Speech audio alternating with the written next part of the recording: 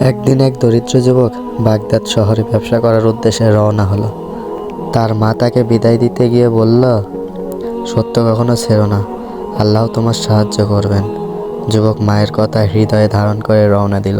পথে ডাকাতের একটি দল তার কাফেলাকে আক্রমণ করলো। তারা একে একে সবার সম্পদ কেড়ে নিল।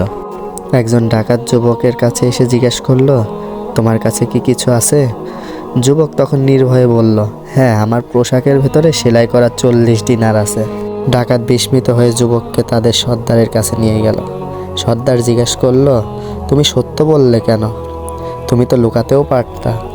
তখন যুবক উত্তর দিল, আমার মা আমাকে সত্যবাদী হতে বলেছিলেন, আমি তার কথা ভাঙতে পারি না। ডাকাত সর্দার কেঁদে ফেলল এবং তখন বলল, আমরা প্রতিদিন অন্যের সম্পদ লুট করেছি, কিন্তু এই যুবকের মতো সত্যবাদী হতে পারিনি। এরপরে সেও তার দলে তওবা করে সৎ পথে ফিরে এলো। এখান থেকে একটা শিক্ষাই অর্জন করতে পারছি, সত্যবাদিতা শুধু আমাদের ব্যক্তিত্বই নয়, অন্যদের জীবনও বদলে দিতে পারে।